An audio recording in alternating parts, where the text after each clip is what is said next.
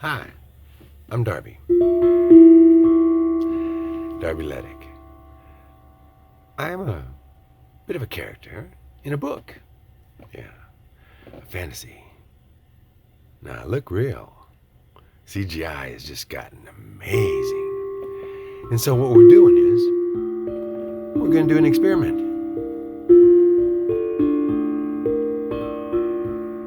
And it's called, how do you plant a virus, a social virus, for peace?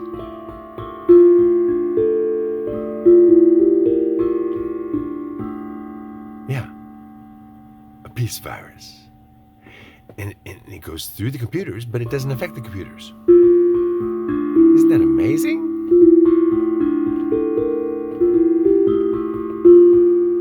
This is a strange experiment, a social experiment, a global experiment.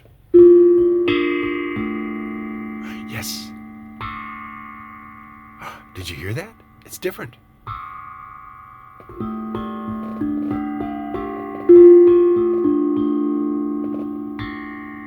Now, what would that be? I think that's WUB. W-U-B.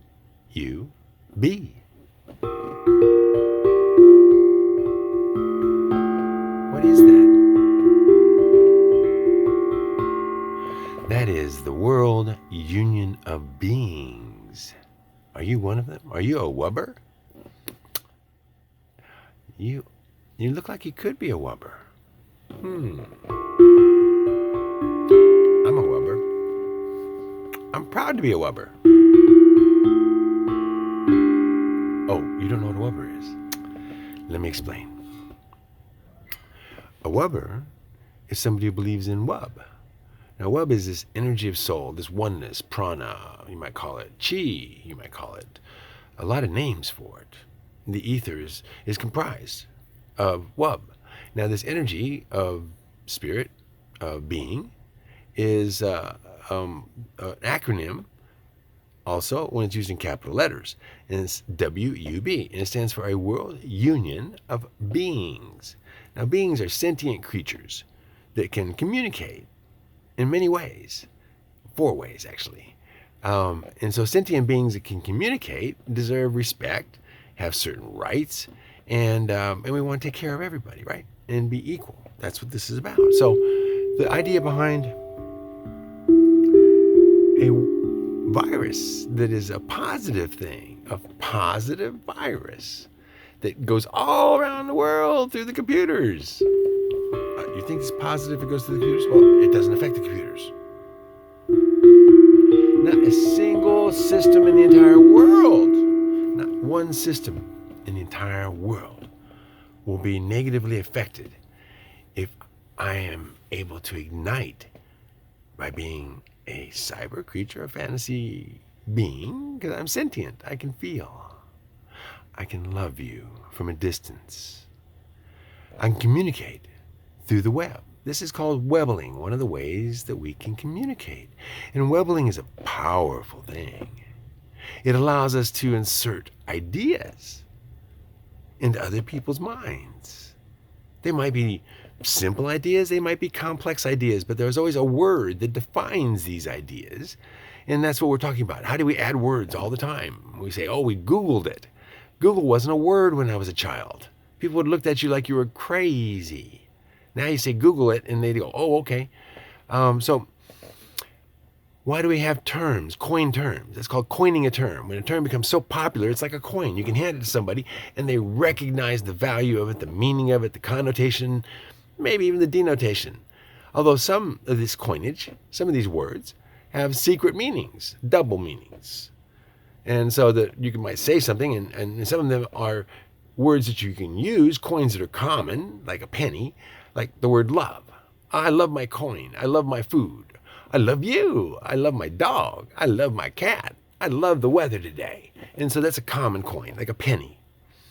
A valuable coin would be something that's more defined, more definitive, in other words, more, and this is the problem today. We're changing everything. The value of words is being changed through what's called an Orwellian technique of redefining them to the American public or to the global public, such that a word can change its meaning. At one point in time in the past, it used to be good if you were a discriminating person who was able to judge good from bad. And so this is what we call the judges. They determine right from wrong. So you want to have the ability to make a judgment. Nowadays, if you are judgmental, that means that you make judgments and this is wrong. So Orwellian changes the terms. Now, for the moment, we have this thing called synchronicity, the timing. You're listening to me as I'm talking. You're hearing my voice just when you might want to or need to know the things I'm about to tell you. Why? Because you must be looking for them or you wouldn't be listening and watching this video, right? Now, what is it that this video could bring you? What is it that Darby and Wibblry, the words of Wub, words. Now these words are going to go through this computer system through a number of means. Audio, radio, no video that way. There's going to be videos like this. Writing poems of Wibblry and Wub. And poems. If you make a poem, a music, a song, for example, you wibblize. You create art. Wibblize. You take a wib. What is a wib? Wub, energy of soul, embodied. When you embody it, energy of soul becomes something. A thought manifests into something. I am a capital W, capital I, capital B, a wub, energy of soul, in a living body. Yeah. So I'm a wib, capital letters, that represents Wub. That makes me an ambassador. That's why I'm a capital W, capital I, capital B, because I am an ambassador for Wub. That means I live by truth. I live by honor. I live by action, not just words. Now, words are tools that you can use to communicate, to wibblize. To wibblize means to create wibs. This is a wib you're watching. W-I-B, lowercase. It's a manifestation of my energy of soul. And I have that. And I transmit that through this little teeny lens to you. Now, do I have to be alive to do this? Do I have to exist? Do I have to be in the room, talk to you, and reach out and touch you? Now, if I could touch you, right on the nose, for example, then you would be feeling me sending energy to you through touch. That's called wubbling. Wubbling is, you can be a kiss, it can be a hug. It can be a touch of the fingers, and you communicate through energy when you're touching, just the way you touch. You know what I mean, don't you? So wubbling is a form of communication, no matter what body you have. So when I'm petting a cat, I'm wubbling with a cat. I'm caressing it and communicating that I love that cat with my fingertips. That's wubbling. When I pet my dog, scratch my dog, I'm wubbling with my dog. I'm communicating through touch. I don't have to say anything. Now, if I'd be speaking, that's still, I'm wibblizing. Now I'm creating sounds, utterances. Did you know that one mere utterance from one person to another can change the course of their lifetime? Now, utterance is defined not as ooh, ah. No, what I am speaking, when I say, I love you, that's an utterance. I love you. I care about you. I want you to succeed. I want to reignite hope, passion. Right there, boom, in your eye. You can see, but does it make it to your mind? What do you see? An image? I hope so. Just a voice. Because you, in your mind, are seeing that voice be interpreted by the little hairs in your ears that jiggle and turn the nerves and shake them and make a noise out of a vibration that your brain interprets as my voice right now. As it goes deeper and deeper and deeper, you are hearing a deeper voice because your ear is vibrating, if you're lucky. Now, if not, you're reading my lips. Yes. So, I shaved my mustache back and my beard so that you could see my lips better, just in case you could not hear my words. This is important for those who cannot hear. Sadly, many hear my words, but do not see what I have to say. That, if I were to touch you, would be another form of communication. So I could write this down and you'd have to know the language or have a translation, which obviously would lose some of the texture of what I've got to say, some of the meaning. With my voice, you now have extra depth, understanding of my intention, my emotion. If I choose to be angry, you can sense that. I can't write that into words. So as a writer, how do I communicate in a language that you'll understand? All of you around the world. This was the challenge of Darby as a child. Write a book that everybody in the world can read about a small set of words called Wibblry. Wibblry, okay, wobbling. Wobbling is touching, communicating through touch. Wibblry is about how do you communicate no matter what sort of sentient being you end up becoming as a life form. When you, as that energy passing through a filament that we now know receives a signal from the universe and allows you to exist. And you, through that filament, form this gelatinous shell that's filled up with all sorts of microbes, bacteria, viruses, and such that work together in community, if you're healthy, to have a wonderful existence on this planet, interpreting what you see, you hear, you feel, and sending it off to spirit, who's through that filament connected to you. It's like an antenna and a TV. This phone that you've got right there. And just because you can see me through that phone, and you hear me through that phone, you almost feel like you reach out and touch me through that phone, and you will. We got holographic sort of little things we're going to do, and you can see them. They're coming out. You can stand the phone next to it and watch me dance or something if I wanted to do that, which I don't. But until you get those, until that happens in your society, in your time, and I know I'm in your time kind of with you at the moment, you might say. You don't know that, though, do you? When did this get filmed? Yesterday? 3 months from now? And sent back? You really don't know. You're guessing. I guarantee you. You're guessing. Now,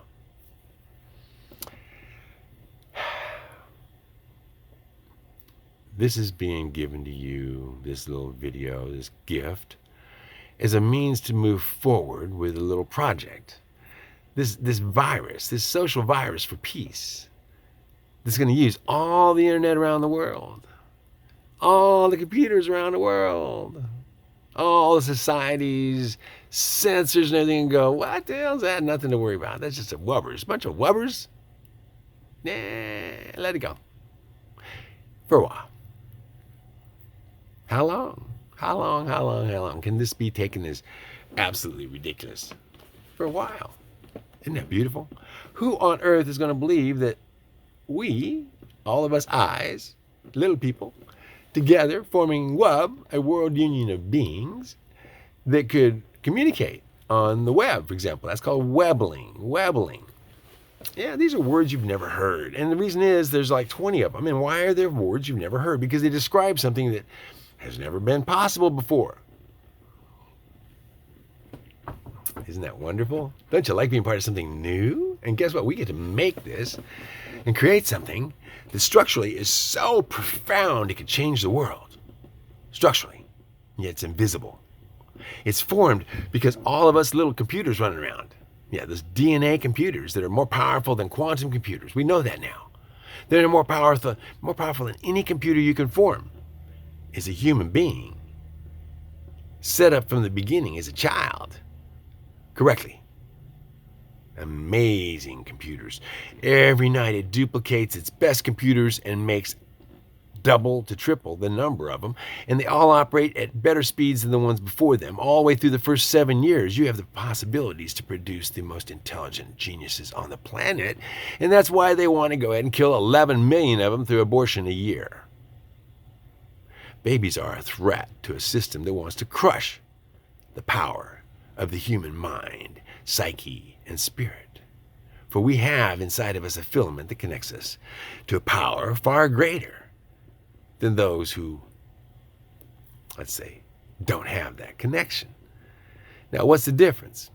We're all formed of the same thing. We're all made out of the ether. It's just which path you choose once you get here. What's your role? I say role. Well, you volunteered.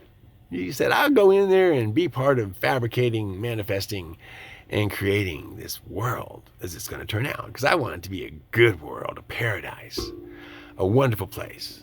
I want to go back there again and take a vacation sometime. A vacation. Oh, yeah. Nobody explained to you about being a spirit. You don't have a body. You can't come out here and kiss somebody, hold somebody, communicate through all these different methods. You got to be incarnate, in body, wub, energy of soul, spirit, in a body, can experience all this. Chocolate, coffee, oh man. One of the things I live for is coffee. I use a coffee mug that looks like a beer mug, but I happen to like the taste of it. At 65, if it was hurting me too bad, I'd probably be showing some effects, but life is strange. It's all about perspective, perspicuity. For some people, it's learning the tantra, the middle path, not the extremes. You know, you do a little, have a beer now and then, or have a joint now and then. Have a little bit of this or a little bit of that, but I wouldn't suggest you pick hemlock or poisons, because poisons, you take a little bit here, a little bit there, you could be dead. And this is a wonderful experience if you take care of yourself. So, what are we bringing to you? This virus? What else is in the virus? There's only, I got with all the, oh yeah, here's another one. If I'm communicating with you mind to mind, telepathy. Do you know what telepathy is? You ever had that bond with somebody, like your child, your mother, your lover, where you think about them and all of a sudden they know about it. They call you. Or they say, hey, I was thinking about you the other day. And you say, yeah, so was I. I was thinking about you. Or there's an emergency and all of a sudden you need somebody and you go, help, help, help. And you send that signal on your mind and all of a sudden somebody comes in, like the mother picks up on that signal. And you see it all the time. They've done experiments, Russian subs, take the baby rabbits out on the submarine and kill them, and the mama, underneath electrocephalograph, a machine that can test and check her, can feel them being killed. She's attached to them. If you're a mother and have children, you know what I mean. I did. I lost a child. I speak from experience. You can feel it inside. So what I want to tell you is, this is a phone call from the future, from the past. It might be instantaneous. I might be speaking these words right now, and through the miracles of the internet, you would be hearing me. When I was a child, nah, that couldn't happen. Today, now, it can. The trick is that you're about to learn that things can travel into the past and into the future. In fact, through your own body, it's great therapy to try. You can go back into the past of your own mind, into the memories, distorted as they might be because your perspective was distorted at the time. See, if you're afraid, if you're scared, your perspective is different. If you're not afraid, you're going to react and respond different. In your life, when you go back and reanalyze things that you have problems with, tension with, if you go back and look at it with a responsible mind like you have now, and change the way you viewed it, you can erase the detrimental effects of it. Yeah, it's hard. But if you master it, you can master many things, including your body, the damages, and rebuild your body. Every 7 years, that amazing vessel you're traveling in, called a body, it replaces every cell in it, from the liver to the teeth, everything gets replaced. Some of it stays, some of it's permanent, but the thing is you've got liver, kidneys, all those things, they got to be replaced. Your eyeballs, your skin on your, everything. Your tongue. You see my coffee. Now, are you going to try to do something? That's try. Or are you going to do it. Yeah, that's action. Try his words. I tried and I couldn't do it. I tried and I couldn't do it. That's a song. Guess what? This is serious. Guess you hadn't noticed. Yeah, look outside. Is it beautiful?